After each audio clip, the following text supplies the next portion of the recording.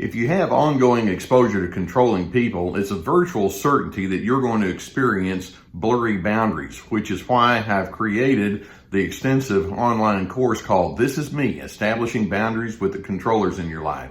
There's a link below that will give you all of the details, and I hope that you would find it therapeutic.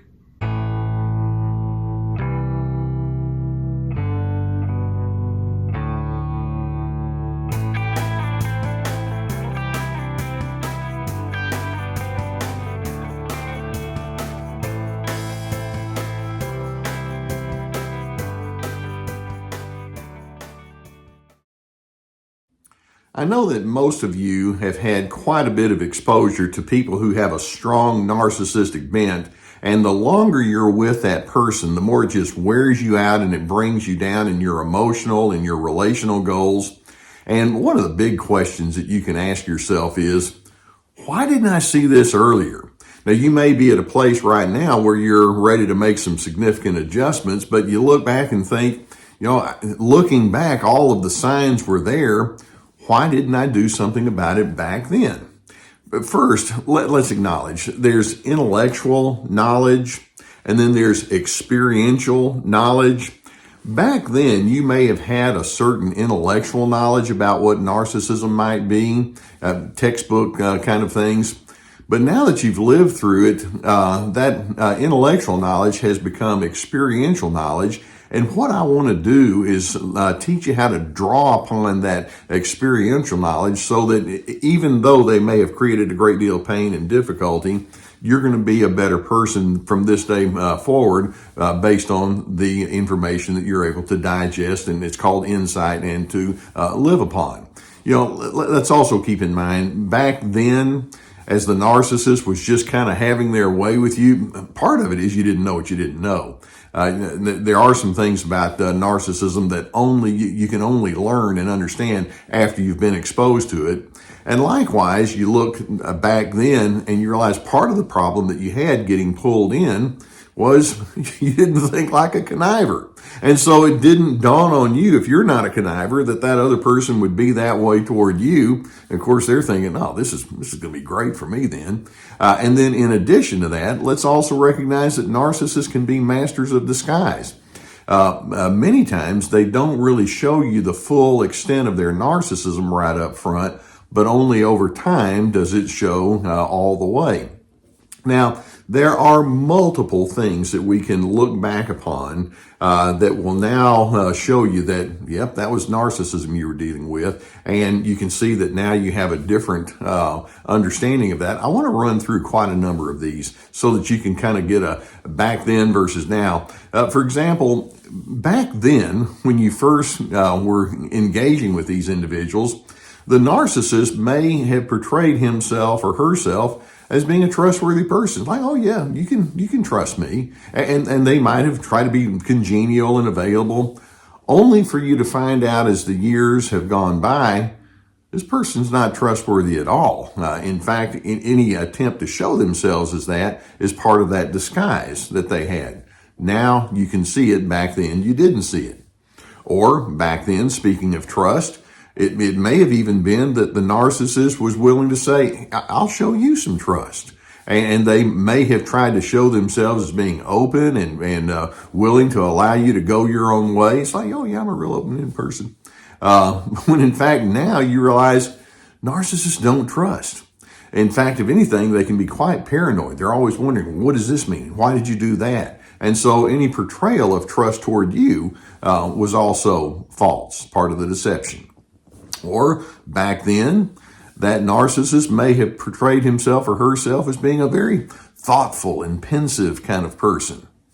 Now you can see, no, they might be able to intellectualize, but basically narcissists are very black and white and dogmatic in the way that they approach ideas and notions. There's not a lot of thoughtfulness or reflective thinking going on. They might give you the appearance that they're deep thinkers when in fact, no, it's all about their agenda, period, end of discussion, but they didn't show you that early on. Or, in addition, back then, the narcissist may have portrayed themselves as being a person of really good character. Now, you look back and you think, No, actually, this master of disguise, what that means is they're quite willing to lie and misrepresent themselves. Truth is expedient to a narcissist. That display of good character is part of the false self that they're deeply committed to.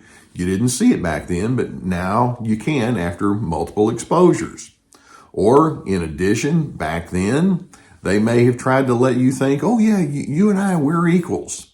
When in fact now you can see they think you're stupid. They think you're beneath them. They think that they're much better. There's a haughtiness that is just naturally there. They constantly want to invalidate you because they know so much better. There's not any sense of equality with narcissism. You didn't see it back then, but you can now. Or back then, they may have let you think that they're quite willing to receive input from you. It's like, yeah, go ahead and talk to me about anything you want. Now you see, whoa, these people are so thin-skinned. And if you take them up on that invitation to talk with them about real things, they're going to come back with hard defensiveness, and they're going to have their feelings hurt real easily, or they're going to go straight into the anger mode very quickly. It's like, well, they didn't portray it that way right up front. Or, in addition, back then, they may have allowed you to think that you're a valuable asset in their life. Whereas now you realize, well, no, I was just somebody that was utile to them. They thought that they saw something in me that they could use and exploit, which is not the same as me being a really positive asset. I was just somebody to be manipulated. That's how they think, but they don't show it up front. They kind of throw a little sugar at you in the beginning. Or back then, it may have been that they'll say, I'm really concerned about you. And they seem to be interested in your welfare. Whereas now you realize that they have a very strong lead thought, and that is, if I'm with you, what's in it for me? And so they're not all that concerned about you. They're concerned about what you can do to make their life different or better. That's not the same thing.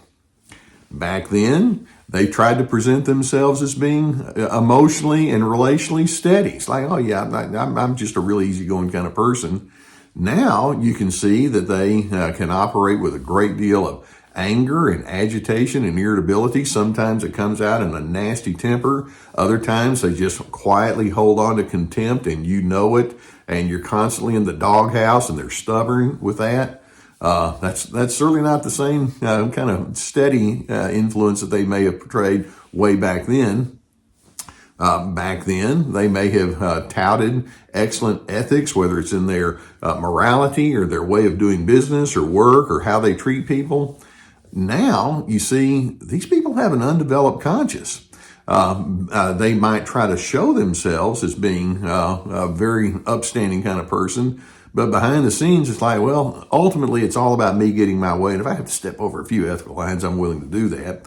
Or in addition to that, you can see that they may have shown themselves as being very firm in their convictions. Now you realize that they read the crowd, and if they have certain convictions that they portray, but if I think, well, but if I do this over here, then I might get something.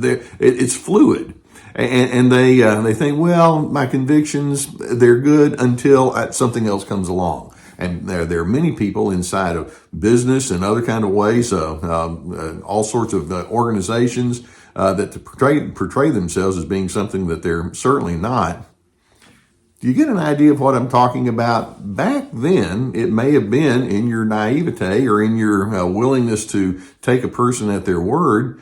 You thought, well, this is somebody that I can hang with. Whereas now it's like, man, this person is a disaster. And frankly, the longer you're with them, the more you're going to see great disparities between their public self and their private self, which illustrates one thing, and that is you're going to need to stay very separate and distinct from these people. They want to draw you in close to them so that they can control and manipulate you. And sure enough, going back to that thing about how you have so much emotional duress because of your exposure, it's reasonable for you to say, yes, I have emotional duress. And so it's normal, although what we don't want to do is to let it build so deeply on the inside of you that it can completely dominates you. I'm hoping that when we look back and say, back then they portrayed themselves one way, now they portray themselves as something very different, you can see that their trajectory is in a downward position, in the sense that, if anything, some of these people just get worse and worse. Here on Team Healthy, what I'm hoping is that as we have that backward look and that forward look, we're going to take not just intellectual knowledge, but we're also going to take experiential knowledge and say, I am a lifelong learner, and I've been through the school of hard knocks with some of these people. And it would be nice had I known what I didn't know back then. And you may even think, I let that narcissist get a foothold in my life. Actually, it would be more accurate to say that narcissist just drained you of yourself. So we're going to go kind of careful with you on your side of the equation. Let's put all of these now versus then lessons in, or ideas into the under the subcategory that says lessons learned.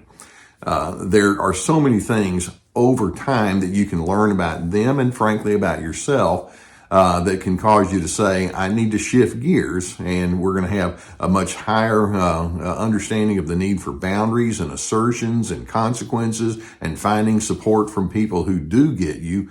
And then in addition, we're also going to say, looking back, I need to make sure that as I attach to people, I do so slowly enough to where some of these trends and tendencies can show up, as opposed to just locking in real quickly. So I know that you've had frustrations, but in fact, I tell folks all the time, your best thinking in life doesn't even begin until you pass 40, because once you get a couple of decades of experience under your belt, then that experience then turns into true wisdom. And let's say that as you look back and compare to what you know now, that you're going to be a person of wisdom. And in doing so, then you can at least say, I'm in a growth mode. Sorry, Mr. or Mrs. Narcissist, you're not going to hold me back forever. Now, I hope that videos such as this can give you some good insight into what you're dealing with and about who you can be relative to their influence in your life. If you've not already hit that subscribe button, I would encourage you to do so. Hit the notification bell, and we'll keep more videos coming. I know that many times that you may think, I could use some therapy. And right now, online counseling is very popular. I have a sponsor with the BetterHelp people that can take you to a whole team of licensed professional therapists. If you have a need for that, I would strongly encourage you to seek that out. And like I say, it's become a very common and popular way of seeking therapy. So avail yourself to that if the need is there. In addition, I have my courses, and these are meant to have a strong therapeutic value. In the courses, This Is Me, Free to Be, and we have more on the way. We have multiple videos, with each video teaching components, and then questions that go along with each single lesson. And it's meant to have a strong therapeutic value to you. If you would want to look into those, we have links below for those. We also have my books and other resources. All right, I know that you want to go back and do the coulda, woulda, shoulda game, but what we can say is what you have is your today, and today is still going to influence what's going to happen for you tomorrow. So let's commit to being lifelong learners. We're going to anchor in Dr. C stands for DRC. We're going to anchor and DRC stands for dignity, respect, and civility. We're going to anchor in that, and in doing so, it poises you it positions you to be a person of peace. I want you to be able to find your peace.